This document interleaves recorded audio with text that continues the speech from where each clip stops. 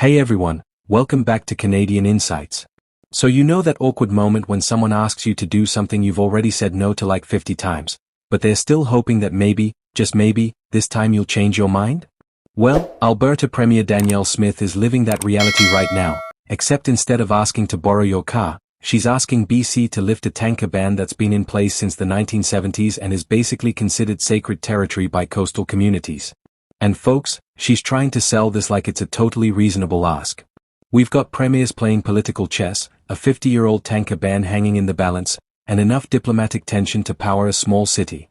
Buckle up, because this interprovincial negotiation is about to get very interesting, and we're breaking down every twist and turn. Alright, let's set the scene. Last week, Alberta Premier Danielle Smith and Prime Minister Mark Carney signed what they're calling a historic memorandum of understanding about building a new oil pipeline to the Pacific. Historic is doing a lot of heavy lifting in that sentence, by the way, because BC Premier David Eby was notably absent from these discussions and was, shall we say, less than thrilled about being left out. But now we're in a new phase of this saga where Smith is extending an olive branch to BC, saying she wants to work together on this pipeline project. Which sounds great on paper, except for one tiny detail. She still hopes to convince BC to lift the federal tanker ban that's been protecting the North Coast for literally over 5 decades. It's like saying I really want to work with you on this project while simultaneously asking them to throw out their most fundamental principle. Bold strategy, let's see how it plays out. Speaking to reporters in Calgary on Monday, Smith acknowledged that she understands BC not wanting to expand port infrastructure along its coast. Which, credit where it's due, is at least showing some awareness of BC's concerns. But then she immediately pivoted to saying that there are existing ports they could build on, and she's hopeful for a constructive conversation. Now, here's where this gets delicate. Those existing ports Smith is referring to are on BC's north coast, which is exactly where the tanker ban applies. So Smith is essentially saying I totally get that you don't want new infrastructure, so let's just use what's already there, while conveniently glossing over the fact that using those ports for oil tankers would require lifting the very ban that BC considers non-negotiable. It's like saying I understand you're vegetarian, so instead of making you eat a whole steak, how about just a few bites? Now let's talk about what David Eby said that sparked Smith's response, because this is where things get genuinely fascinating. On CTV's Question Period, Eby made what sounds like a major shift in position. After months of absolutely refusing to consider a bitumen pipeline, Eby said he's actually open to one, but only if the tanker ban stays in place. Let that sink in for a second. Eby is willing to discuss a pipeline, which is already a huge deal considering how controversial pipelines are in BC. But his red line, his absolute non-negotiable condition, is that the tanker ban remains untouched. Eby told host Vasi Capellos that his anxiety is specifically about the oil tanker ban, calling it the foundational social license piece for tens of billions of dollars of investment in BC. That's not just political rhetoric. What Eby's saying is that the tanker ban is the entire foundation of trust that allows other major projects to move forward in BC. Here's why this matters so much. BC's north coast isn't just environmentally sensitive, it's the economic and cultural heartland for numerous First Nations communities. Over the past several years, BC has managed to get First Nations support for major LNG projects and other developments specifically because the tanker ban provides assurance that oil won't be transported through those waters. It's a compromise that's allowed other resource development to proceed. So when Eby says the tanker ban is foundational, he's not exaggerating. If that ban gets lifted, the entire social license structure that supports other projects could collapse like a house of cards. First Nations communities who supported LNG projects because oil tankers were banned might suddenly withdraw that support. Projects worth billions of dollars could face new opposition, legal challenges, and blockades. The political and economic consequences would be massive. And speaking of First Nations, let's talk about what Coastal First Nations President Marilyn Slett said after the Memorandum of Understanding was announced. She was crystal clear, stating that they will never tolerate exemptions to an oil tanker ban that has existed for over 50 years and is foundational to protecting their economy and way of life. Never tolerate.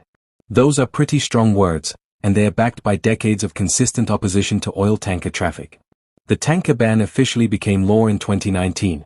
But a moratorium has existed since the 70s. That's over half a century of policy continuity. For context, this ban is older than most people reading this.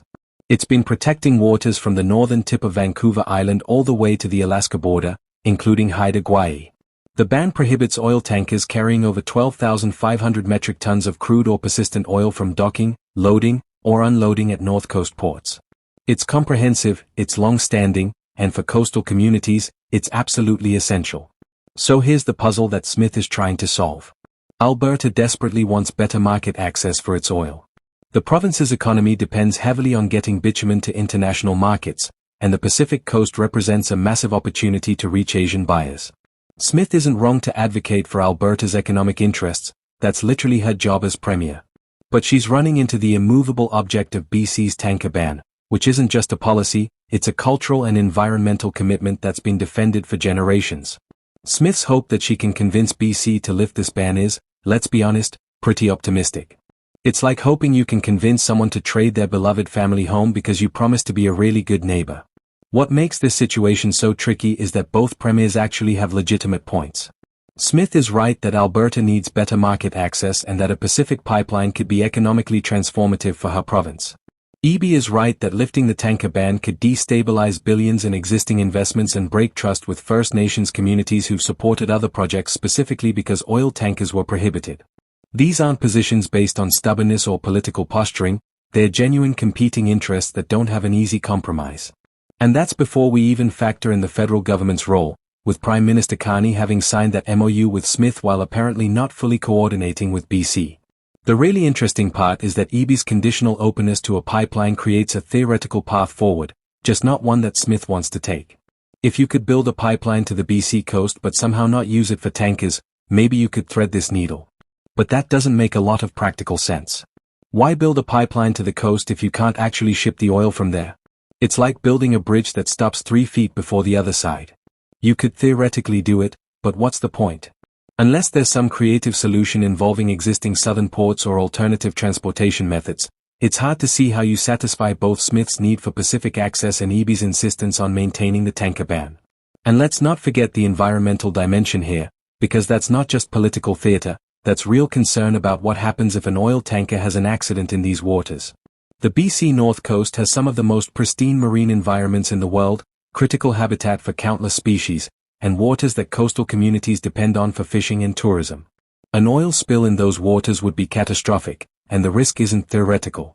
We've seen tanker disasters around the world, and the environmental damage can last for decades. The tanker ban exists precisely because people decided 50 years ago that the risk wasn't worth taking, and nothing has happened since then to make that risk more acceptable. So where does this leave us? Smith wants to work with BC but still hopes to change their mind on the one thing BC says is absolutely off the table. Eby is willing to talk pipelines but only if the foundation of his province's resource development social license stays intact. First Nations are drawing hard lines about protecting their coastal waters. And the federal government is somewhere in the middle trying to balance competing provincial interests while also fulfilling its own constitutional obligations. It's Canadian federalism at its most complicated, and honestly, it's hard to see how everyone gets what they want here. If you're loving these deep dives into the most complex corners of Canadian politics, hit that subscribe button and become part of the Canadian Insights family where we're covering multiple stories every single day. Drop a comment telling me whether you think Smith has any chance of convincing BC to budge on this tanker ban, and smash that like button if you appreciate us making sense of interprovincial drama that's somehow both crucially important and wildly entertaining. Thanks for watching, and I'll catch you in the next video.